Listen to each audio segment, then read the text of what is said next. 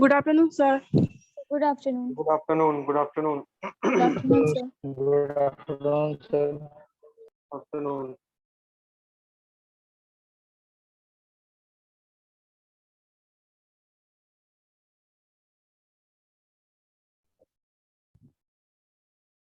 आज क्या पढ़ना था हम लोगों को? सर इन्वेस्टमेंट चैप्टर हो रहा था। तो क्या पढ़ना था? सर इसमें role of business expectation in determining MEC से। तो ये आप बोले थे रीड करने के लिए, एक्सप्लेन नहीं हुआ था। फिर समझ में नहीं आया था क्या? सर एक बार आप भी बता दीजिए, रीड किए हैं।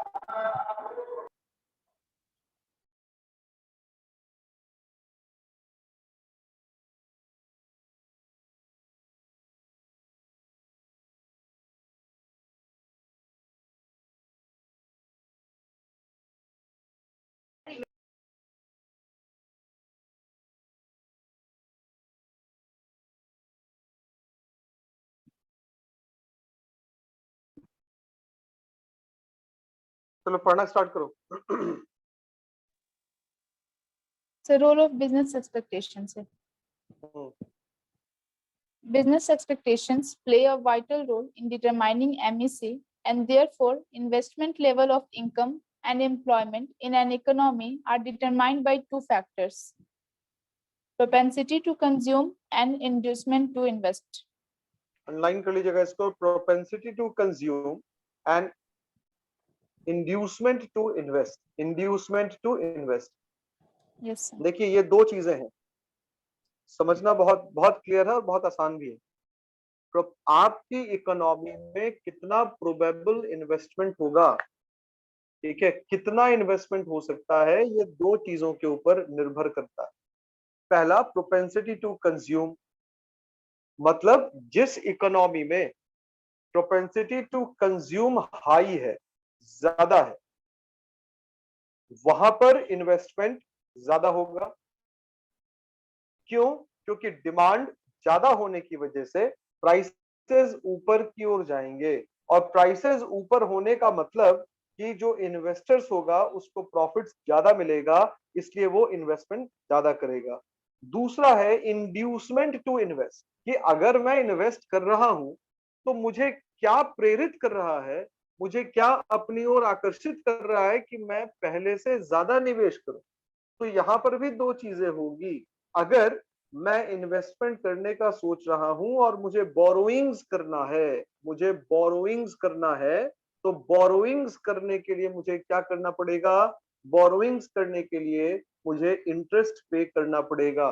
तो अगर मेरा इंटरेस्ट, मुझे कम रेट ऑफ इंटरेस्ट पे बोरो हो रहा है मेरे लिए, तो मैं ज्यादा फेवर करूंगा, मैं ज्यादा इंड्यूस्ड होऊंगा इन्वेस्टमेंट करने के लिए। दूसरा, अगर मेरे पास जो माहौल है, जहां पे मुझे अच्छा प्राइस मिल रहा है, जहां पे कंपटीशन कम है, जहां पे मेरा एक तरीके का मोनोपोली होगा मार्केट में, उस जगह पर भी अगर आप देखेंगे तो मुझे एक मौका मिलेगा, मुझे एक प्रलोभन मिलेगा कि मैं निवेश ज्यादा करूं। इसलिए इन्वेस्टमेंट कितना होगा बिजनेस के एक्सपेक्टेशंस के ऊपर डिपेंड करता है, और बिजनेस की जो अपेक्षाएं हैं, जो आशाएं हैं, वो दो चीजों के ऊपर आश्रित हैं। पहला प्रोपेंसिटी टू कंज्यूम, और दूसरा इंड्यूसमेंट टू इन्वेस्ट। चलो पढ़ना शुरू करो आगे। Yes, sir. Propensity to consume and inducement to invest of the two propensities to consume is more or less stable. Fluctuations in income and employment therefore depend mainly on the inducement to invest. ठीक है, The inducement to एक minute रुक invest. जाओ, एक minute रुक जाओ। ये जो प्रोपेंसिटी टू कंज्यूम है, इसमें हम लोगों ने क्या लिखा, मतलब हम लोग जो पहले भी जो हम लोगों ने पढ़ा था कि शॉर्ट टर्म में, छोटी अवधि में, भले ही प्रोपेंसिटी टू कंज्यूम चेंज करे, फ्लक्चुएट करे, वॉलेटाइल हो, लेकिन लॉन्ग रन में उसमें बहुत बड़ा आपको चेंजेस देखने को मिले, ऐसा पॉसिबल नहीं है। लॉन्ग रन में प्रोपेंसिटी टू कंज्यूम वो मोर और लेस स्टेबल ही होती है, स्थिर होती है। Yes, sir. हाँ। इसलिए अगर मेजर फैक्टर देखा जाए कि भाई आप किस कारण से इन्वेस्टमेंट करना चाहते हैं, बिजनेस का जो एक्सपेक्टेशन है वो लॉन्ग रन में, चूंकि प्रोपेंसिटी टू कंज्यूम स्टेबल होता है, इसके वो एक फैक्टर नहीं होता। उससे ज्यादा इंपॉर्टेंट फैक्टर है इंड्यूसमेंट टू इन्वेस्ट। पढ़िए। The inducement to invest, in turn, depends on the rate of interest and the marginal efficiency of the capital.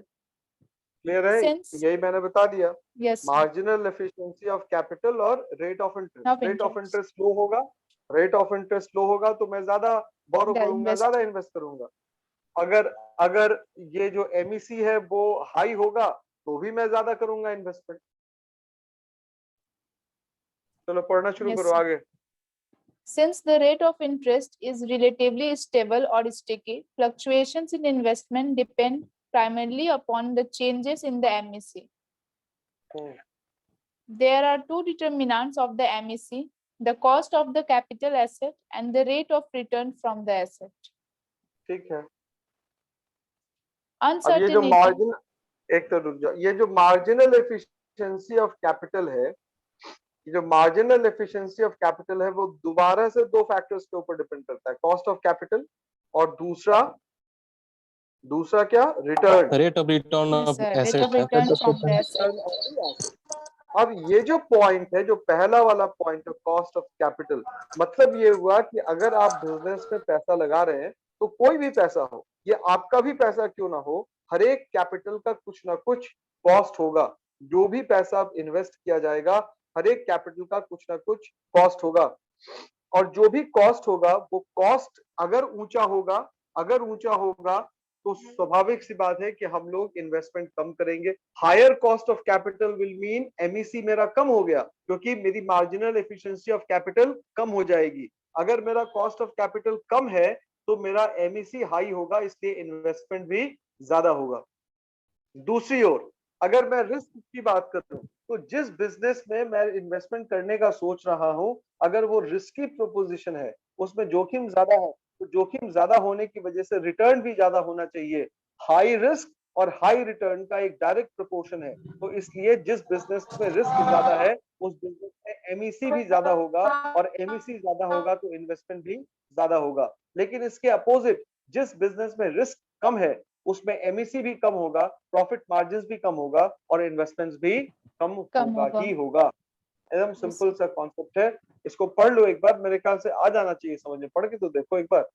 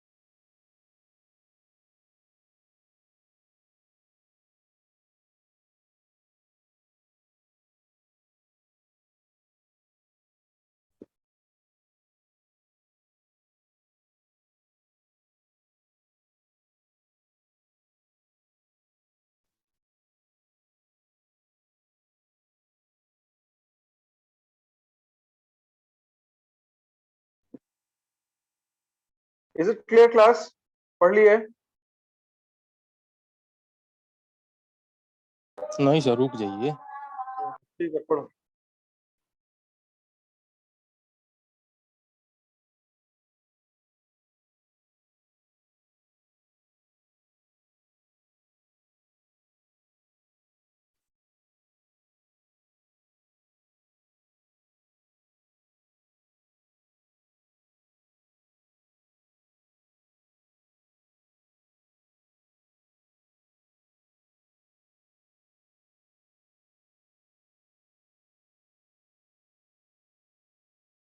हो गया सर।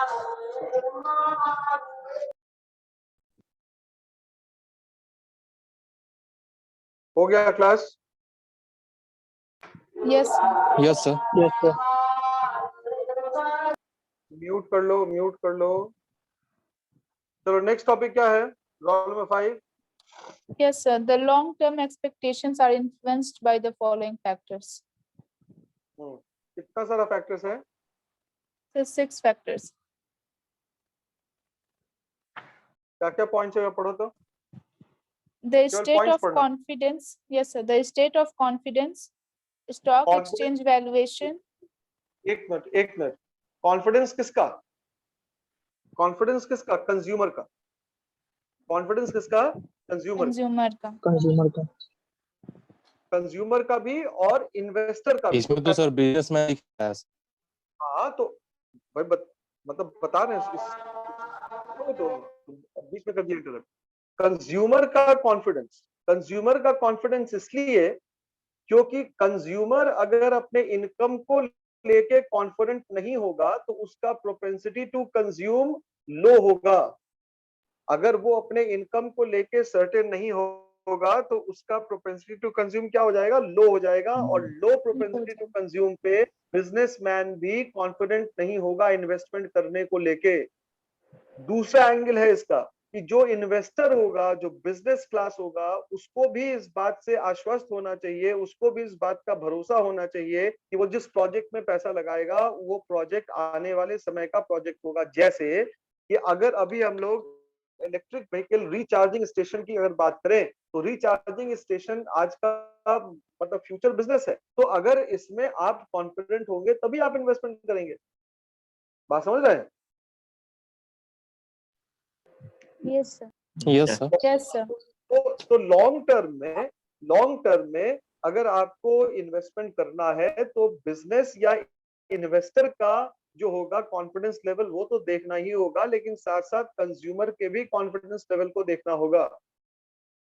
नेक्स्ट पॉइंट क्या है? Stock exchange valuation. Stock exchange valuations.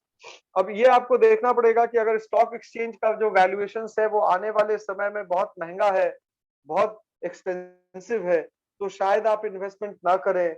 लेकिन अगर stock exchange का valuations आने वाले समय में थोड़ा मतलब सस्ता होने वाला है, लॉन्ग रन में वो थोड़ा कम होगा या इसमें गिरावट आएगी, तो आप इन्वेस्टमेंट्स क्या करेंगे? कम करेंगे। क्यों? क्योंकि स्टॉक एक्सचेंज अगर मतलब अपेक्षा है कि उसमें फॉल आएगा या वो अच्छा परफॉर्म नहीं करेगा, इसका मतलब वो एक इंडिकेटर होता है इकोनॉमिक परफॉर्मेंस का। तो अगर इकोनॉमिक परफॉर्मेंस अच्छा नहीं होगा तो स्टॉक एक्सचेंजेस का जो इंडिकेटर्स है, जो जो इंडेक्स है, वो भी अच्छा परफॉर्म नहीं करेगा। तो इसको भी देख के आप इन्वेस्टमेंट डिसीजंस लेते हैं। नेक्स्ट पॉइंट क्या है? सर यहाँ स्टॉक एक्सचेंज से सर मतलब क्या है सर? ये शेयर वाला या सर दुकानदार जैसे यहाँ डीलर से रिकॉर्डेड है तो डीलर के स्टॉक हुआ या सर वो शेयर मार्केट वाला स्टॉक एक्सचेंज? किस कॉन्टेक्स्ट में लिख रहा है पढ़ो तो एक बार। The value Yes. attached to it by the dealers in a stock exchange. या सर डीलर के। पूरा By the, सेंटेंस पढ़ो ना क्या है? yes, sir. The value पूरा attached to it by the dealers in a stock exchange. इतना ही है सर.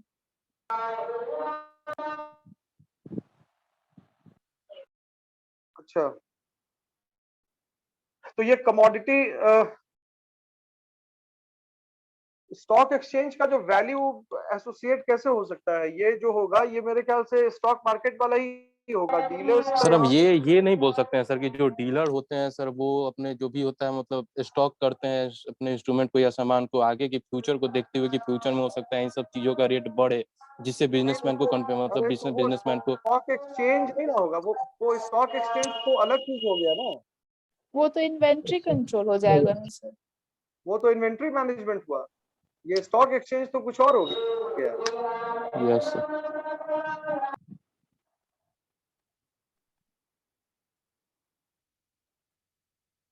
सर तो यहाँ पे डीलर लिखा हुआ है तो क्या मतलब हुआ इसका?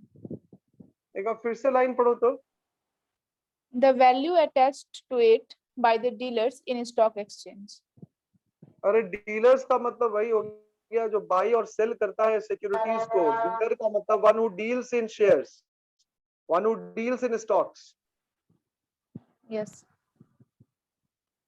अगर कोई डीलर है, वही तो मैंने बताया कि अगर कोई डीलर है उसको लग रहा है कि फ्यूचर में प्राइसेस ऊपर की ओर जाएगा, यानी कि अच्छा है, यानी कि कॉन्फिडेंस है पर्टिकुलर बिजनेस में। जैसे अभी ऑटोमोबाइल सेक्टर में डीलर को लग रहा है कि भाव यहाँ से और ऊपर जा सकता है, तो वो कॉन्फिडेंट होगा, तो वहां पे इन्वेस्टमेंट ज्यादा होगा। जैसे यहाँ पे डीलर का मतलब जो स्टॉक में यस डीलर्स होते हैं जो खरीदते हैं। जो स्टॉक एक्सचेंज में डीलर्स होते हैं, जो स्टॉक एक्सचेंजेस में डील करते हैं, बायर्स एंड सेलर्स। यस। हम्म। तो नेक्स्ट। वैल्यूएशन के लिए सर कोई टूल होता होगा ना, जैसे पी रेशियो हो गया ये सब वगैरह? हाँ, बहुत सारा टूल है। डिविडेंड यील्ड के हिसाब से देखते हैं, प्राइस अर्निंग रेशियो देखते हैं, कॉर्पोरेट गवर्नेंस वगैरह देखते हैं, रिटर्न ऑन इक्विटी के हिसाब से देखते हैं, रिटर्न ऑन मतलब वो कैपिटल एम्प्लॉयड के हिसाब से देखते हैं, उसका डेट इक्विटी रेशियो देखते हैं, सब कुछ देखते हैं वैल्यूएशंस को। यस। हाँ चलो पढ़ो, आगे पढ़ो, नेक्स्ट क्या है? Irrecoverable decisions. Recoverable decisions. Irrecoverable decisions. Yes. देखिए, हाँ, इसका मतलब ये हुआ कि अगर आप बिजनेस में पैसा लगाते हैं तो ये कैपिटल बजटिंग डिसीजन है। इसको हम लोग कहते हैं कैपिटल बजटिंग डिसीजन। क्यों? क्योंकि इसमें ह्यूज पैसा लगता है। और जब आपने एक बार किसी बिजनेस में पैसा लगाने का सोच लिया, उससे फिर आप मतलब निकल लें, ऐसा पॉसिबल नहीं है। आप निकल तो सकते हैं, लेकिन आप लॉस में ही निकलेंगे। तो इसीलिए कहा गया कि ये जो डिसीजंस होता है वो इररिकवरेबल होता है। आप इतनी आसानी से मार्केट से बाहर नहीं आ सकते हैं। इसलिए इस तरीके के डिसीजन को हम लोग इररिकवरेबल डिसीजन कहते हैं। और ये भी बहुत हद तक हमारे इन्वेस्टमेंट को बताता है कि हमारा इन्वेस्टमेंट क्या होना चाहिए, होना भी चाहिए या फिर नहीं होना चाहिए। हेलो। बोल्ड डिसीजन बोल सकते यस। हैं सर। यस नहीं, सर। बोल्ड डिसीजन कुछ और हो गया। बिजनेस में कोई भी डिसीजन तो बोल्ड ही होगा ना। अब जैसे तुमको कोई बाइक खरीदनी है, तुम 2 लाख रुपए का बाइक खरीद लो, उसके बाद 10 दिन के बाद समझ में आए कि भैया ये मतलब तेल बहुत खाता है, ये हमसे संभल नहीं रहा है, तो तुम उस गाड़ी को बेच के निकल सकते हो। लेकिन 2 लाख की जो गाड़ी खरीदे वो 1,80,000 में ही निकलेगी, 1,75,000 में ही निकलेगी। 2 लाख से ऊपर की गाड़ी नहीं निकल सकती है। तो वो अच्छा, सही वही बात कह है रहा है सर। कि तुम्हारा जो बिजनेस में डिसीजन होगा, एक बार जो तुमने इन्वेस्टमेंट करने का सोचा, वो एक बड़ा इन्वेस्टमेंट होता है। और उस इन्वेस्टमेंट से तुम निकल नहीं सकते। निकलने की एक ही शर्त है, तुमको लॉस सह के निकलना पड़ेगा। तो इसलिए कह रहा है कि बिजनेस डिसीजंस लॉन्ग रन में चूंकि इररिकवरेबल होता है, मतलब वो आप उससे रिवर्स नहीं कर सकते हैं। इसलिए आप डिसीजन लेने से पहले बहुत विचार करते हैं कि भाई इसमें इन्वेस्टमेंट होना चाहिए या फिर नहीं होना चाहिए। Next point yes sir. क्या है? Elements of instability. Elements of instability. इसमें कुछ नहीं है। आगे बढ़ो, क्या next? Link with investments. Next. Behaviour of investors. ठीक है, हो गया, कंप्लीट यस। हो गया ना पॉइंट्स? यस। हाँ तो एक बार पढ़ के देख लो फटाफट, बिहेवियर ऑफ इन्वेस्टर्स वगैरह में। जल्दी पढ़ के देखो points.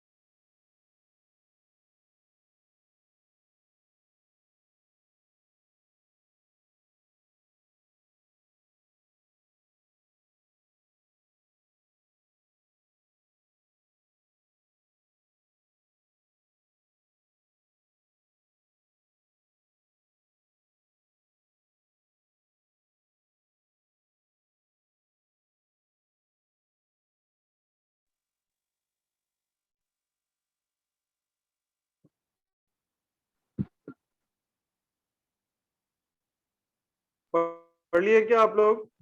Yes sir, behaviour of yes investors sir, एक यस बार सर। बता दीजिए। Behaviour of behaviour of, investors.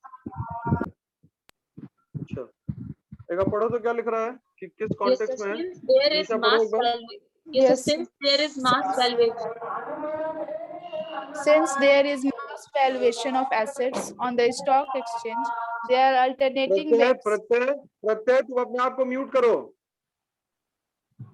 हो गया sir. Since there is mass valuation of asset on the stock exchange, there are alternating waves of pessimism and optimism. बस इतना ही है। Yes, sir. देखिए क्या है कि जब स्टॉक एक्सचेंजेस में डीलर्स होते हैं, एकदम सीधा सा कॉन्सेप्ट है। डीलर्स मैंने बताया जो स्टॉक्स को खरीदते हो बेचते हो, Yes, sir. जो stock में deal करते ठीक है। जो खरीदने वाले होंगे वो किसी स्टॉक को क्यों खरीदेंगे? इस उम्मीद में कि भाई यहां से ये स्टॉक का प्राइस, इस कंपनी का शेयर प्राइस और ऊपर जाएगा। लेकिन जो बेच रहे हैं वो क्या सोच के बेच रहे हैं? उनको लग रहा है कि भाई बहुत चल चुका, बहुत ऊपर चला गया, अब यहां से ऊपर जाना मुश्किल है ना? तो एक Yes, ही sir. वक्त पे, एक ही समय में, एक ही ट्रांजैक्शन में आप देखिए दो थॉट प्रोसेस काम कर रहा है। एक है पेसिमिस्टिक थॉट प्रोसेस और एक है ऑप्टिमिस्टिक थॉट प्रोसेस। ऑप्टिमिस्टिक वाले बाई कर रहे हैं, पेसिमिस्टिक वाले सेल कर रहे हैं। तो ये इन्वेस्टमेंट बिहेवियर होता है कि भाई किस तरीके का बिहेवियर है, किस तरीके की सोच है। तो सोच के ऊपर भी हमारा निवेश बहुत हद तक निर्भर करता है। अगर आप आशावादी सोच के साथ काम करेंगे तो शायद आप निवेश ज्यादा कर पाएंगे, बेझिझक निवेश कर पाएंगे। लेकिन अगर आप में सोच थोड़ा संकुचित है, संकीर्ण है, निराशावादी सोच है, तो आप निवेश करने से पहले 10 बार विचार करेंगे कि भाई निवेश होना चाहिए या नहीं होना चाहिए।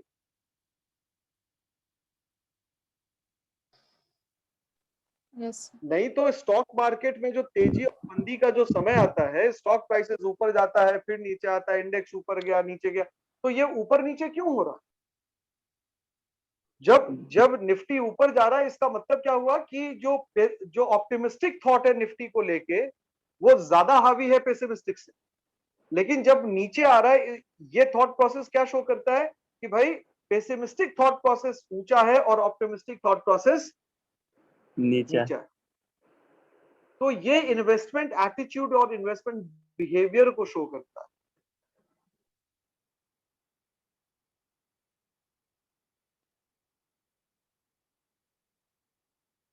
Something else? इसमें एक वर्ड है sir, waves of pessimism advertisement,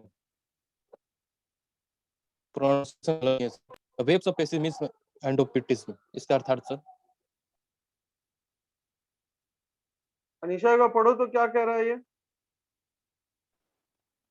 Yes, sir. So यहाँ पे एक लाइन लिखा हुआ है, since there is mass valuation of asset on the stock exchange, there are alternating waves of pessimism and optimism. तो यही पूछ रहा है waves of pessimism and optimism क्या? WAVES है, WAVES, waves। Yes, sir. WAVES. Yes sir.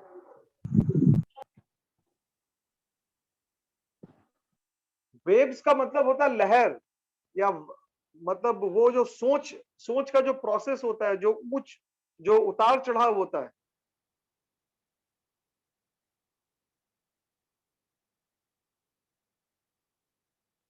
Sir अभी जो आप बताए तेजी मंदी वही हुआ? हाँ बिल्कुल वही हुआ।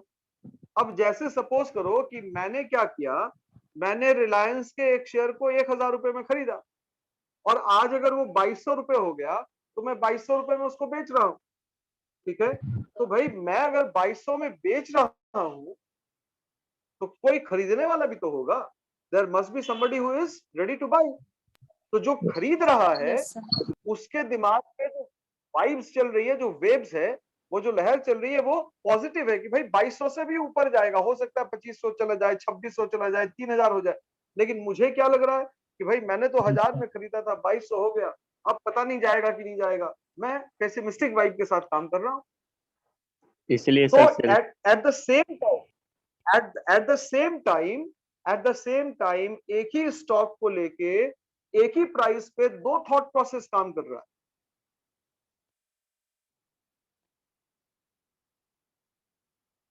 और अगर अगर ऑप्टिमिस्टिक थॉट प्रोसेस ज्यादा हावी हो गया तो शेयर प्राइस ऊपर चला जाएगा, अगर पेसिमिस्टिक थॉट प्रोसेस मतलब ऊपर हो गया तो स्टॉक प्राइस क्या होगा, नीचे आ जाएगा। ऐसे ही काम करता है इन्वेस्टर। Yes. इसीलिए तो हम लोग कहते हैं कि स्टॉक मार्केट जो है वो सेंटिमेंट्स ड्रिवन होता है, सेंटिमेंट्स।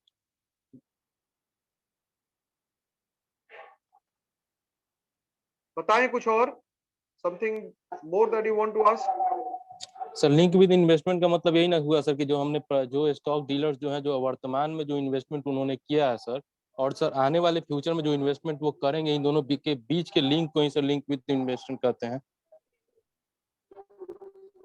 तो वर्तमान का इन्वेस्टमेंट और फ्यूचर के इन्वेस्टमेंट जो होने वाला है स्टॉक डीलर्स के द्वारा। बिल्कुल सर यहाँ पे एक और इम्पोर्टेंट लाइन है sir, apart from this political events like war, election etcetera also influence the prospective yield of the capital asset। Sir ठीक तो बजट है, जो पास होता है सर, उसका भी इन्फ्लुएंस होता है स्टॉक मार्केट पे। होता ही है, होता ही है। अगर किसी बजट मतलब बजट में किसी खास सेक्टर को लेकर रुझान आ गया, या फिर सरकार की नीति किसी खास सेक्टर को लेकर पॉजिटिव हो गई, चेंज कर गई, तो उस सेक्टर के शेयर्स में, उस सेक्टर की कंपनी के शेयर्स में आपको पॉजिटिव मूवमेंट दिखेगा। अगर एडवर्सली इफेक्ट कर दिया गया तो हो सकता है कि उसका एडवर्स इफेक्ट दिख जाए, शेयर प्राइसेस नीचे आ जाए।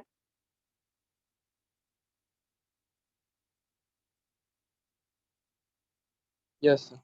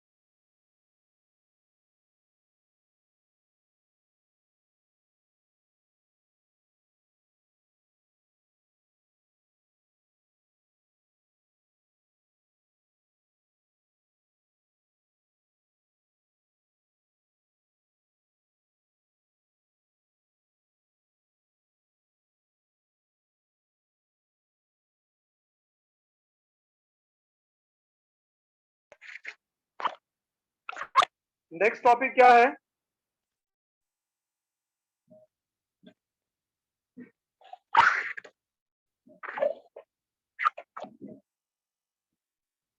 नेक्स्ट टॉपिक देखो, पढ़ो, हम हमारे एक मिनट वेट करना।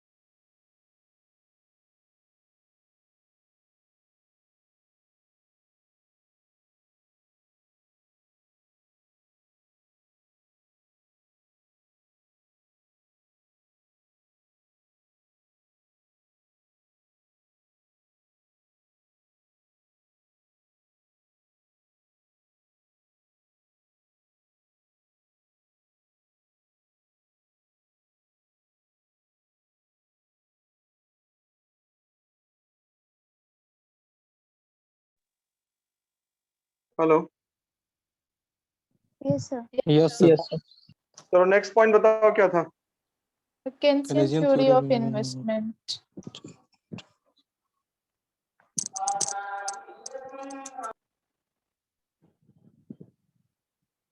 केनेजियन इसमें थ्योरी सर ऑफ 4 पॉइंट है सर केनेजियन थ्योरी में केनेजियन सर। थ्योरी में।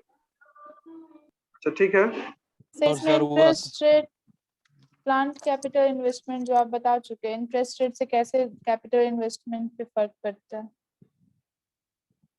इनवर्स ठीक है। रिलेशन और है दोनों के बीच में। उसके बाद shifts in the marginal efficiency of capital है। हाँ, तो शिफ्ट का मतलब राइटवर्ड शिफ्ट होगा और फिर लेफ्टवर्ड शिफ्ट होगा, यस,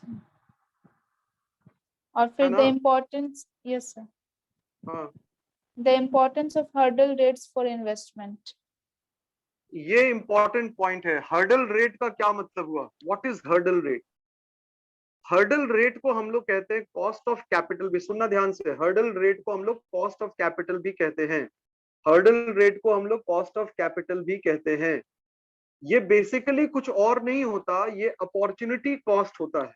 ये क्या होता है? Opportunity cost. अपॉर्चुनिटी सपोज करें, हाँ, सपोज करें कि I have seen a project और I am contemplating on investing in a particular project which requires an investment of 5 crore, which requires an investment of 5 crore. तो अब ये जो 5 करोड़ का इन्वेस्टमेंट मैंने जो विचार किया है कि मैं इस पर्टिकुलर प्रोजेक्ट में लगाऊंगा, तो 5 करोड़ रुपए लाने का मेरे पास दो उपाय है। या तो मैं खुद अपने पास से लगाऊं, या फिर मैं उसको बोरो करूं, या Yes. तीसरा विकल्प ये भी हो सकता है कि पार्टली मैं अपने पास से लगाऊं और पार्टली मैं बोरो करके लगाऊं। यही हो सकता ना, इसके Yes. अलावा कोई विकल्प नहीं हो सकता। चाहे मैं अपने पास से लगाऊं, चाहे मैं बोरो करूं, मुझे कुछ ना कुछ तो कॉस्ट देना पड़ेगा, मुझे कुछ ना कुछ तो कॉस्ट बेयर करना पड़ेगा। मेरे पास ऐसा तो नहीं है कि 5 करोड़ रुपया कहीं रखा हुआ है। मैंने 5 करोड़ रुपया मान लीजिए बैंक एफडी में रखा या कहीं शेयर्स में लगाया, तो वहां से मैं पैसा विड्रॉ करके किसी नए प्रोजेक्ट में लगाऊंगा।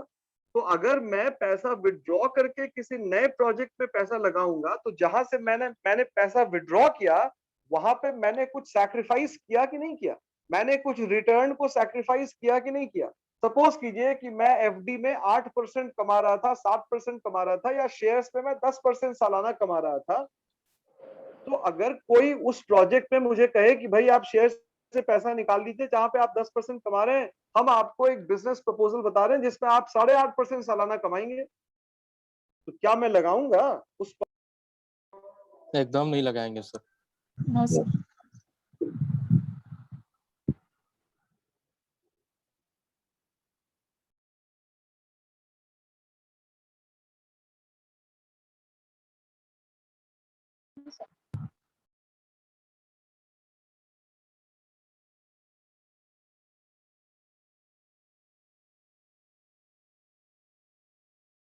प्रोजेक्ट में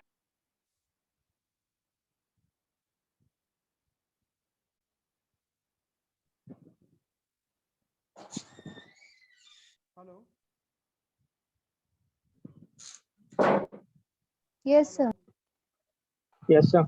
हाँ, तो अब अगर कोई मुझे कहे कि भाई आप 10%, 10.5% का रिटर्न छोड़ के आप एक ऐसे प्रोजेक्ट में पैसा लगाइए जहां से आपको 8.5% रिटर्न हम दे रहे हैं, तो क्या मैं पैसा लगाऊंगा उस पर? No, sir. No, sir. No, sir. क्यों नहीं लगाऊंगा? ये आपको समझना है।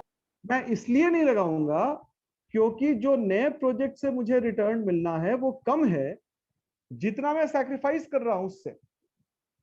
ठीक है, तो अगर मैं चाहता हूं कि मैं नए प्रोजेक्ट में पैसा लगाऊं, तो मुझे ऐसा प्रोजेक्ट आइडेंटिफाई करना पड़ेगा जो मुझे मेरे प्रेजेंट जो अपॉर्चुनिटी कॉस्ट मैं खोऊंगा उससे ज्यादा मुझे दे।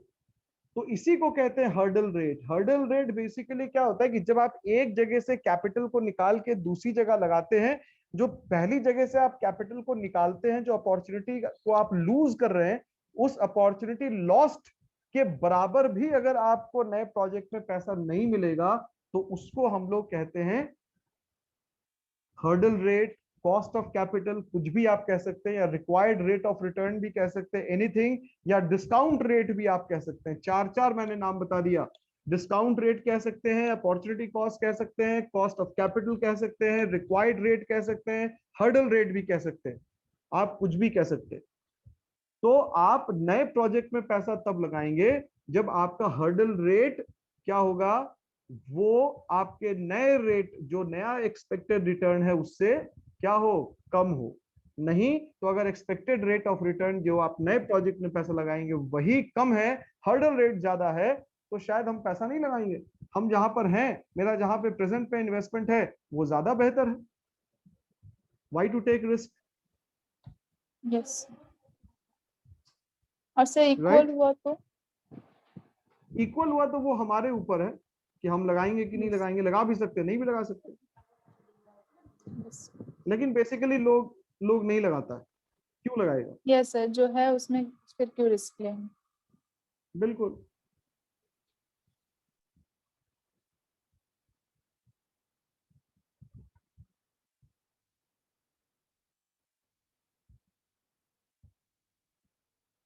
चलो ठीक है, फिर क्लास हम लोग आगे बढ़ेंगे नेक्स्ट क्लास में। सर इससे पीछे Yes. सर एक वही है सर, केनेजियन थ्योरी है सर। ये कहता क्या सर, केनेजियन थ्योरी यही ना कहता है सर कि इनवर्स रिलेशनशिप होता है sir investment of rate of cost में। और सर ये बताता है कि हाँ। सर इन्वेस्टमेंट पे, सॉरी सर क्या बताता है, हाँ सर इस थ्योरी में ये जाना जाता है कि सर जितना हम लोग इन्वेस्ट किए और जितना हमने, या जितना डीलर या जो भी इन्वेस्टर है जितना वो एक्सपेक्ट किया कि हमको इतना फायदा होगा, उतना फायदा नहीं होता है। उसी को ना सर कहते हैं मतलब केनेजियन अच्छा थ्योरी। चलो ठीक है, हम केनेजियन थ्योरी ऑफ इंटरेस्ट को पढ़ा देंगे, नेक्स्ट क्लास में यस पढ़ा देंगे इसको। यस सर, ठीक, okay, Yes, sir. Thank you, sir. Thank you thank you, sir. Thank you sir. Thank you, sir.